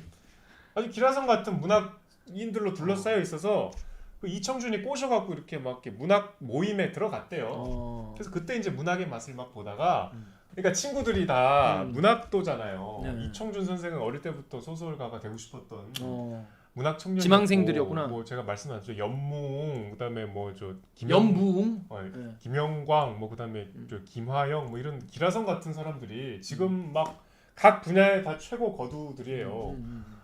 딱 대학생 20살 때 모여갖고 야 문학이란 말이야 뭐 그러니까 뭐 이렇게 하다가 좀 친한 친구들이 하니까 그래서 뭐 이렇게 들어보는데 이 김승옥은 어릴 때부터 이 저 고등학교 때 그 얘기가 나와. 그 엄마가 얘가 책방에 가서 외상하고 온 그 외상값 갚아주러 다니는 되게 바빴대. 와 그 되게 독서 광이었대요. 진짜 멋있다.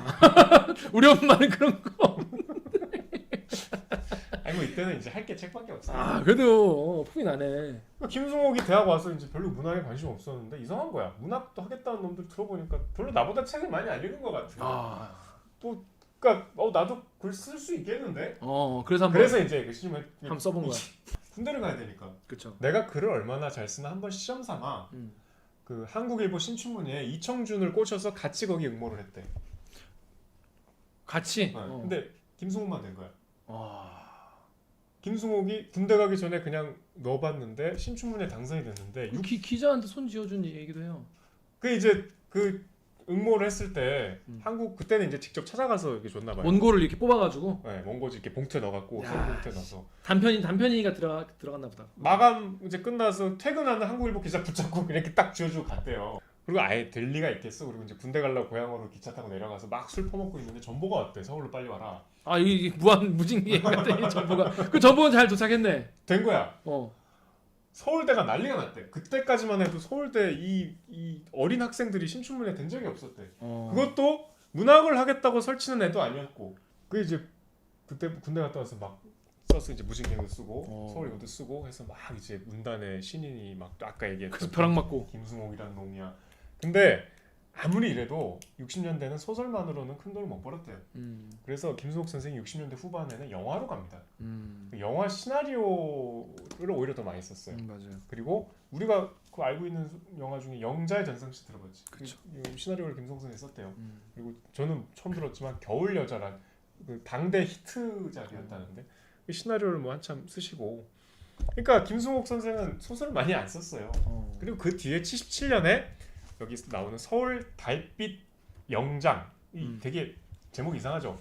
이게 서울의 달빛 영장 이 작품이 이상문학상 1회 수상작이에요. 와, 뭐 내면 초대 이생 그러니까 썼다 하면 상이다. 근데 이거 어떻게 썼냐면 김승옥의 문학세계 자체가 통틀어서 20편 안팎이에요. 그것도 중단편. 단편이 없어. 깜짝이야. 저 졸다가 졸다가 자빠져. 김승옥 얘기하는데 저 양반이 저 절벽에 떨어진 꿈 꿨다 저거. 키 크겠다. 축하드려요.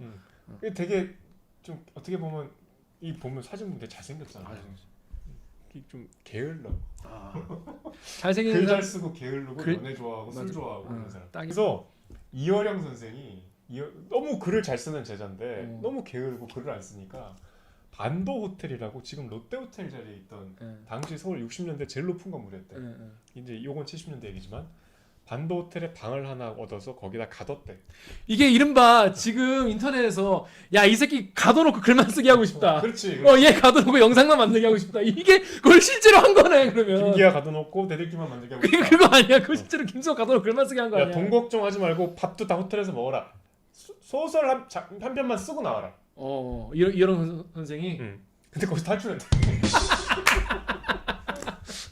아 대박이네. 놀러. 그리고 나중엔 또 서교 호텔에 이번에는 방에 집어넣고 옆방에 출판사 사람들을 얘 좀 도와줘. 감시해라. 사실상 감시네, 감시지. 그래서 그 얘기도 있어요. 어떤 글 중에 그 감시하던 그 문학과 지성사 직원이 이게 이렇게 보면은 창문으로 약간 보였대 옆방이 베란다 통해서 이렇게 보면 가면은 원고 뭉치가 이렇게 쫙 깔려 있고 김승옥이 계속 이마를 꼬집고 있었대 막 피날 정도로. 그러다가 이제 서울의 달빛이란 장편을 내쓰겠다고 이제 한 챕터를 쓴 거야. 근데 서울의 달빛인데 이게 영장이야. 1장, 2장, 3장 영장이야. 이어령 선생님 프롤로그. 야 얘가 1장을 쓸 리가 없다. 그냥 이 자체로도 단편으로서 얘기가 되니까 이거 그냥 내라. 이거 요즘에 제일 욕먹는 거 1편만 쓰는 새끼. 요즘에 그런 게 있거든요. 1편 빌런이라고 하는데 정말 궁금하게 1편 딱 써놓고 절피하는 거야. 그 다음 편 쓰는 거야. 그래서 1편 빌런이야. 1편 빌런이네 이거. 더 쓸라 그랬대. 근데 이제 이어령이 제가 쓸 놈이 아니다. 쓸 리가 없다. 그래서 이거는 근데 세월에. 이 자체로 괜찮다. 단편이 얘기가 된다 이게. 이 단편 소설로도 형식이 맞다. 그래서 이상문학상 초대 수상작이 됐어요. 와, 그러니까 대박이네. 김승옥 선생이 정말 마음 먹고 장편을 썼으면 어떤 작품이 나왔을까도 참 궁금하죠. 그러네요. 근데 이 어떻게 보면 좀 날라리 날라리.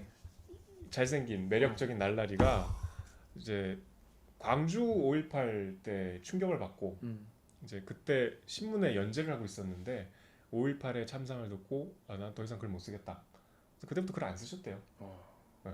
그리고 약간 저기 종교에 귀하셨다더라고. 그러니까 이분이 83년도인가 예수님을 실제로 보셨대. 그런 종교적인 경험을 뭐 그런 분들 있잖아요. 그래서 그때부터 종교에 천착해서 글은 안 쓰고 그러다가 2003년에 한참 시간이 흘러서 갑자기 너무 뛰었는데? 글을 안 썼어. 그동안 그럼 계속 뭐 이렇게 뭐 좌담집 정도 나오고 에세이집은 뭐 나오고 80 몇 년에 나오고 했는데 소설은 안 나왔어요. 그래 2003년에 갑자기 이제 뇌경색이 오셔갖고 언어를 잃어버렸어요. 그래도 이제 회복이 좀 되셔갖고 거동은 하실 수 있는데 지금도 말씀은 못 하세요. 그래서 제가 그 우리 리포트 김성욱 편 우리 시대 소설 제가 하진 않았는데 저는 그 아까 얘기한 순천구 근무할 때 김성욱 선생 인터뷰를 했었거든요. 그때도 이렇게 좀 필담하고 이제 약간 웅얼웅얼 하시는 소리 정도로 인터뷰를 했는데 지금은 아예 필담으로만 진행을 했어요. 그래서 리포트를 찾아보시면 그 필담을 그대로 우리 그래픽으로 이렇게 표시를 해서 대단히 그 김승옥 선생의 글씨체가 선명하게 나오고 근데 이제 우리가 보통 우리 영상 뒤에 붙이는 작가 인터뷰가 이번 편은 없어. 김승옥 선생이 말을 쓰을 못하시기 때문에. 근데 아까 김승옥의 최근 근황 중에 그 그림 아까 내가 얘기했잖아. 그림 잘 그렸다고. 2016년에 인사동에서 개인전을 했어요. 수채화 개인전을. 그래서 막 순천 갈대밭도 막 그리고 뭐 하여튼 그런 저기 지금 말씀 못 하시는 채로 그 순천에서 김송문학관을 순천만에다가 지었거든요. 거기 머물시면서 그러니까 김승옥 선생을 보고 싶다. 그럼 거기 가시면 실제로 볼 수 있대요. 그래서 방문객한테 뭐 사진도 찍어주시고 인증자 또 찍어주고 인스타 네. 사진 찍어주고 그렇게 지금 계신데 이 재밌는 게 1970년에 동아일보에서 창간 50주년을 기념해서 김승옥한테 단편을 써달라 그래서 SF 단편을 써요. 몇 년도에? 1970년에 70년에? 2020년을 상상한 SF 단편을 써. 제목이 너무 길어서 생각이 안 나는데 너무 재밌는 게 이 김승옥이 상상한 2020년은 그거 왜 지난번에 김초엽 때 안 다뤘지 그거 우리 그때 알았으면 그때 얘기했을 텐데. 그 화상 통화가 있고 그다음에 화상통화 있지. 난자와 정자를 체외 수정해서 애를 만드는 딱 지금 되잖아. 좀 되죠. 그리고 자율주행차가 있어. 자율주행차 있지. 자율주행차 이름이 뭔지 알아? 뭔데? 1970년에 테슬라야? 귀요미야. 귀요미란 말을 김승옥 선생이 처음 만들었어요. 1970년에. 대박이다. 대박이지. 언어에 대한 이 탁월한 감각이 있는 거네. 정말 여기서 드러나죠. 귀요미는 귀요미가 쓴 게 아니라 뭐 1+1은 귀요미 그때 처음 나온 게 아니라 이미 김승옥이 이 70년대 거기 나와요. 귀요미 그 주인공이 타는 자율주행차 이름이 귀요미야. 귀요미야. 테슬라 쓰면 더 웃겨. 테슬라 뭐 크게 그 설명하는 그런 거다. 그럴 만큼 근데 이제 막 되게 억지로 썼대. 막 자기는 SF 한 번도 안 써보고 그래서 근데 이 정말 너무 대단하지 않습니까? 그 책은 그 소설은 볼 수 있나요? 뭐 볼 수 있어요. 왜냐면 그걸 기념해서 네. 여긴 없어. 여긴 없고 얼마 전에 SF 작가들이 단편을 실어서 그 김승옥 단편하고 같이 묶어서 냈어요. 김승옥 SF 트리뷰트 앨범 뭐 이런 거네. 그렇지. 그건 볼 수 있어요. 그게 궁금하다. 재밌겠다. 근데 2016년에 개인전 그림 전시할 때 이제 막 김승옥이 좀 약간 다시 언론을 타면서 그 얘기도 좀 소개가 됐었어요. 기사를 보니까 있더라고. 그렇구나. 하여튼 그래서 지금도 이제 집필 활동은 안 하시는데 우리 이제 취재한 그 리포트를 보면은 장편을 쓰고 싶다라는 말씀하셨대요. 지금도 작품 활동 하고 싶으시다고? 네. 뭐 쓰고 계신지 모르겠는데 장편을 쓰고 싶다는 말씀을 하셨대요. 여러분 어떠셨습니까? 저는 이제 약간 지난 새해 선물보다 재밌는 것 같은데. 그러니까 다시 한번 생각해 보면 이 김승옥 작가 그 작품에 나오는 어른들이 나이를 보면은 새해 선물이 69년이니까 네. 그때 그 삼촌 같은 삼촌애야. 그러니까 허석이야. 그러니까 이 세계관이 얼마나 달라요. 허석 여기 이모와 여기 나오는 이 허인숙하고 비교를 해봐. 그러니까 하인숙. 하인숙. 얼마나 이 그러네. 영옥이모는 완전 애야. 와 영옥이모는 진짜 철딱선이었잖아. 철딱선이 없는 정말. 근데 여기 이 한숙은 한숙은 여인이야. 이 쓰레기를 그냥 내려다보는. 그러니까 나는 한숙 멋있다. 나는 그 드라마의 한숙이 멋있다. 드라마 보세요. 재밌어요. 얘기했잖아요. 저 서울 안 간다고요. 얘기했어요. 이씨야. 기차에서 걸려. 그러니까 아 진짜. 사고 새끼야 꺼져. 이거 생각해 아니야. 보면 기차역을 지키고 있었던 걸 수도 있어. 그럴 수 이 있어. 새끼 튈 것 같은데. 딱 봐도 튈 것 같은데. 그렇습니다. 아 그러네. 아 같은 거네. 그렇지. 허석이나 여기 나오는 그렇지. 그 그렇지. 조금 서울 1964년에서 5년 포장마차에서 술 먹는 그거나 비슷하지. 4, 5년의 시차는 있지만. 예. 거의 뭐 그 세대죠. 여러분 그걸 한번 비교해서 보시는 것도 재밌을 것 같네요. 자 그렇습니다. 자 여러분 어떠셨습니까? 오늘 이제 마지막으로 무진기행 다뤄봤는데 어땠는지. 뭐 너무 무진기행에서 할 수 있는 게 다 한 것 같고 얘기하다 보니까 이렇게 훌륭한 작품이구나. 이게 하다 보니까 더 하다 느껴져. 보니까. 그래서 되게 일단 김승옥 소설은 재미는 저는 솔직히 그렇게 없어요. 그러니까 읽으면서 막 빠져들진 않아. 그러니까 보다가 나 몇 페이지 읽었지 이렇게 되는 소설이에요. 이렇게 짧은데도 약간 저는 그랬어요. 저는 이렇게 묘사가 길고 이렇게 독백이 긴 소설 별로 안 좋아하는데 근데 일단 세련됐잖아. 지금 너무 읽어도. 세련됐어. 그 감수성이 되게 이게 60년대 소설인데도 전혀 위화감이 없다. 읽으면서 느꼈던 재미보다 근데 얘기하면서 훨씬 재밌었다. 나는 약간 그런 검열이 되게 센가 봐. 보면서 계속 부적절한데.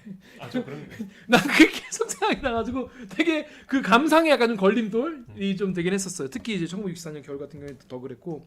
아무튼 근데 뭐 벌써 끝이야? 약간 읽으면서 재미가 있었습니다. 자, 우리 다음 주에는 어떤 작품? 다음 주는 더 재밌는 소설입니다. 더 재밌습니까? 우리 이번에 자꾸 수능스러웠다면 편혜영 작가의 아오이 가든이라고. 아오이 가든? 그 일본어와 영어가 합쳐져 있는 거네. 아니 그 홍콩에 실제로 있는.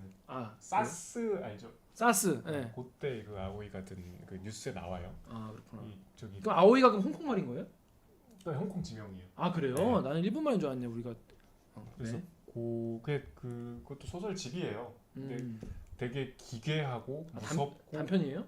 단편집이에요. 그 중에서 아오이 네. 아오이 가든. 공원 그 작품을 그 작품 하는데 그 책이 그렇게 두껍진 않거든요. 근데 저도 잘 몰라요. 와 나 오늘 가서 사야겠다. 나 그 책 없는데. 편혜영 작가 저도 잘 모르고 아마 이제 이번 주 일요일에 우리 방송으로 다룰 작품인데 한번 보시고 여러분도 보고 오십시오. 재밌겠다. 약간 그 남양 특집처럼. 그래? 그 편혜영 작가가 그 내가 공정을 헷갈려. 그렇지. 김기아 기자가 공지영 작가와 헷갈렸던 그 편혜영 작가의 작품입니다. 정말 큰 무례를 결례를 범했는데. 무슨 얘기냐면 그 얘기 할 거야? 김기아 기자 집안 행사에 은희경 작가가 오셨는데 이제 저는 몰랐는데 저희 은희경 다루기 전에 은희경 취재하기 전에 저한테 뭐 카톡으로 이제 막 제가 뭐 행사 잘 되고 있냐 했더니 은희경 작가가 공지영 작가님하고 같이 오셨다. 두 분이 너무 친하시니까 보기 좋다. 뭐 이런 얘기를 했어요. 제가 은희경 작가를 취재하러 가서 잡담을 하다가 생각이 나서 이번에 공지영 작가는 거기 가셨다고 했더니 아닌데요. 저는 편혜영 작가를 갔는데요. 그러니까 다 마스크 쓰고 모자 쓰고 계셔가지고 나는. 근데 거의 나이 차이가 한 대여섯 살 나거든. 내가 아는 작가 별로 없으니까. 은희경 작가가 처음에 저 공지영 씨랑은 그렇게까지 친하지 않고 편혜영이랑 친해서 두 분이 절친이래요. 나이 차이도 좀 있는데 그래서 편혜영 작가랑 갔다 그래서 제가 아는 기자가 봤는데 헷갈릴 것 같다 했더니 뭐 두 분이 워낙 미녀시라서 헷갈릴 수도 있겠네 하면서 씁쓸하게 오셨다. 씁쓸하게 쓰셨다. 정말 이 자리를 빌어서 은희영 작가님께 정말 죄송. 편혜영 작가님께도 죄송하고 공지영 작가님께도 죄송. 세 분께 동시에 정말 죄송하고요. 제가 아는 분이 별로 없어가지고. 확신을 하고 공지영 작가랑 왔더라고. 딱 봐도 공지영 작가. 죄송합니다. 아무튼 자 그러면 우리 다음 주에는 편혜영 작가의 아오이 가든 보고 오시면 되겠습니다. 자 그러면 다음 주가요. 저도 이렇게 사실 편혜영 작가에 대해서 잘 모르거든요. 저희도 잘 모르는 작가를 같이 얘기해야 되기 때문에 좀 댓글에 좀 많이 달아주세요. 본인의 감상 많이 달아주시기 바랍니다. 편혜영 작가에 대한 이야기 서로 작품에 나눌 대한 수 이야기. 있도록. 자 그리고 이제 댓글 보니까 이제 슬슬 이제 그 안 좋은 이제 댓글이 달리기 시작을 해요. 이제, 뭐 알지 못하면서 좋은 징조 아닌가요? 제대로 읽었냐? 저는 그게 굉장히 그런 댓글이 제일 소중하다. 그리고 뭐 본인은 책을 잘 모른다는 핑계로 함부로 말하는 것 같은데 뭐 그렇게 하지 마라 뭐 그런 식의 이제 얘기를 하시는데 못 봤는데? 이제 그게 이제 저의 어떤 성장기라고 봐주시면 감사하겠고. 이 거대한 새해 선물이다. 김기합판 새해 선물이다. 김기한만 새 선물이다. 까칠한 김기한 기자가 아니 여러분 생각해 보세요. 매주 한 권씩 이렇게 읽으면서 이 책을 다 제대로 읽기가 어렵다. 하지만 그 설익은 저의 생각을 같이 공유하고 그걸 마음껏 설익은 김기화의 생각이니까 마음껏 비판해 주시고 마음껏 편하게 생각해 주시고 같이 한번 얘기를 해보는 같이 알아갑시다. 같이 알아가는 그런 성장기다라고 봐주시면 되겠고 저는 계속 성장할 테니까 여러분 같이 책을 읽으면서 함께 성장하는 그런 방송이 됐으면 좋겠습니다. 좋겠습니다. 자 그럼 저희는 또 다음 주에 뵙겠습니다. 안녕. 고생하셨습니다.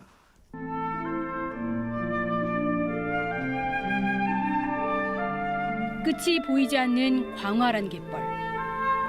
여름의 초록을 머금은 갈대밭. 김승옥의 소설 무진기행의 배경이 된 곳입니다. 올해 81살이 된 작가는 이곳에 머물고 있습니다. 선생님 안녕하세요. 건강은 좀 괜찮으세요? 2003년 갑작스럽게 찾아온 뇌졸중으로 말과 글을 잃고 회복 중인 작가와의 인터뷰는 아주 천천히 필담으로 이루어졌습니다. 발표된 이후에 그때 반응 기억나세요? 독자들의 반응. 좋다고 해주셨어요. 이렇게 정말 최고라고. 명동에 술을 사주셨어요. 작품을 보고 너무 좋다고. 없는 도시잖아요, 실제로는. 이름을 왜 무진이라고 지으셨어요?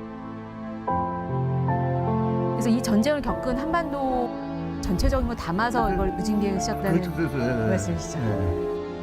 무진기행 쓰실 때 얼마나 걸리셨어요?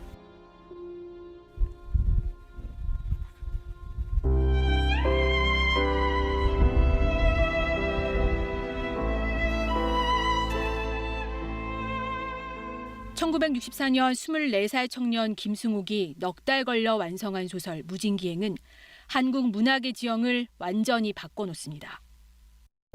안개, 무진의 안개, 사람들로 하여금 해를, 바람을 간절히 부르게 하는 무진의 안개. 출세한 주인공이 고향 무진에 내려와 만난 여성과의 짧은 사랑을 그린 이 작품은 전쟁 이후 역사와 이념에 짓눌려 있던 당시 문학계에서 개인의 꿈과 낭만, 자기 세계를 전면에 등장시킵니다.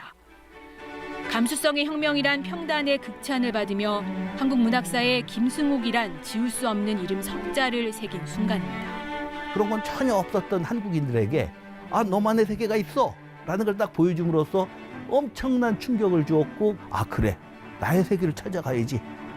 그리고 그것이 이제 1960년부터 80년대까지 이어지는 기나긴 여정 속에서 모든 사람들이 추구해 간 거예요. 반세기 전에 나온 이 소설이 오늘날에도 찬사를 받는 건 작가가 한글로 펼쳐 보여준 가장 감각적이고 매혹적인 문체 때문이기도 합니다. 잠자리에서 일어나 밖으로 나오면 밤사이에 진주해온 적군들처럼 안개가 무진을 빙 둘러싸고 있다. 안개는 이 세상에 한이 있어서 매일 밤 찾아오는 여기가 뿜어놓는 입김과 같다. 많은 작가들이 다 그러겠지만 항상 소설 쓸 때마다 이 잉크로 쓰는 것 같지 않고 글을 자기 피를 짜서 글을 쓴다는 그런 꼭 느낌을 받아요. 작가는 무진기행을 읽는 독자들, 특히 젊은 독자들에게 고맙습니다라고 적었습니다. 앞으로의 계획을 묻자 장편 소설을 쓰고 싶다고 한 김승옥 작가. 뇌졸중 후유증이 걱정되긴 하지만 그래도 해마다 조금씩 나아지고 있다며 글쓰기를 포기하지 않고 있습니다. KBS 뉴스 김지선입니다. 작가님 네. 어떠셨나요? 확실히 지난주보다 재밌네요. 그래 진짜? 나 위로하려고 그러는 거야 솔직히? 나 위로하려는 마음이 100에서 몇 프로 있어 지금? 1도 없어요. 진짜? 네, 진짜? 1도 없어요. 뭘?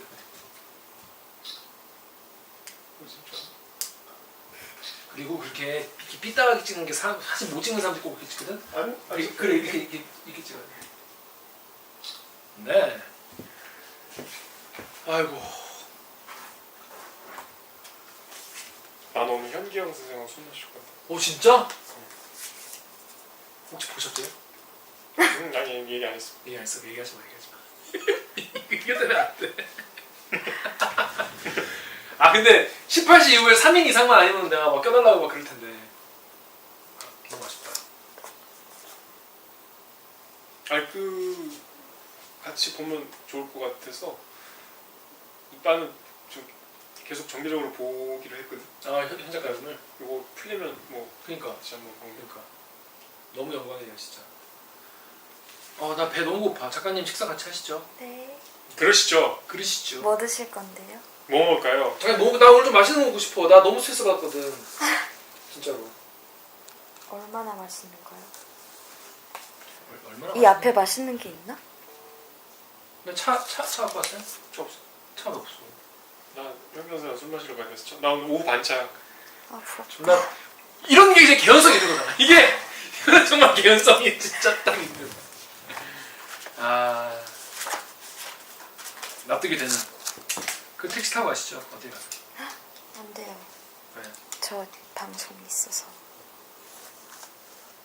멀리 못 가요. 꺼도 돼요? 네, 그죠.